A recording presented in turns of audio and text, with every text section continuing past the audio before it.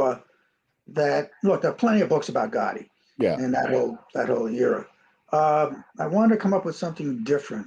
So I looked upon that drug conspiracy with Sal and Angelo Ruggiero and John Corniglia as really a kind of a key point where things sort of spun out of control and caused other events to happen that propelled us along the way where Gotti ultimately took over as boss. And I saw that as a theme to develop. Now, after Gotti took over, the event, he didn't last very long. Gotti was, 5-6 years? At best. If that, really. And he didn't really give us much of a story that you already didn't know. So, I had to deal with Gotti's quick demise and then, make a statement. But I think the point was that events have a way of suddenly becoming very random and lead to other things that propel history. Correct. I look upon history as sometimes a series of sometimes accidents where people react and they propel other events into the future. So that's what I tried to do with this book, because I saw the accidental death of Sal Ruggiero in the airplane crash as a key moment in this whole progression of the Gotti era. It's really started things in a way that propelled events later on.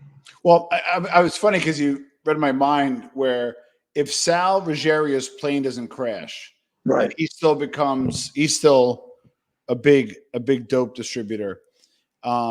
Does Angelo Genie get less involved? Maybe they just kick up to him. Like how much of a material change did his dying have kind of a domino effect on that organization?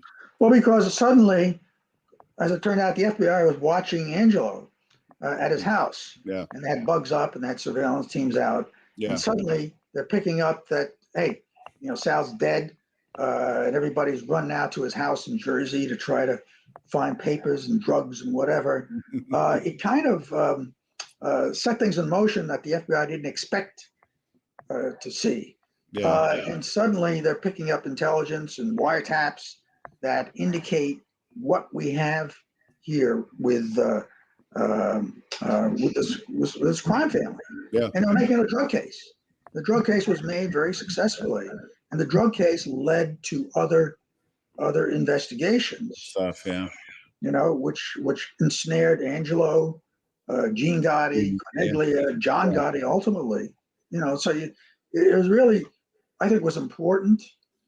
I think if Sal lived, they still would have had a drug case. And I think, how events would have turned out. Well, I think they would have gotten indicted.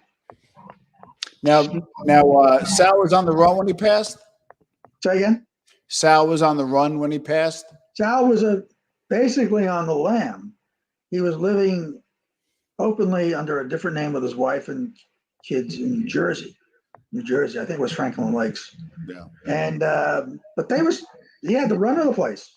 He could travel. He had airplanes. He charter and go and do things until it crashed. Now, so obviously, John Gotti Sr. had a crew, which included Angelo, which included Jeannie, Sal was probably considered an associate, probably was a maid because he was an active drug dealer. I personally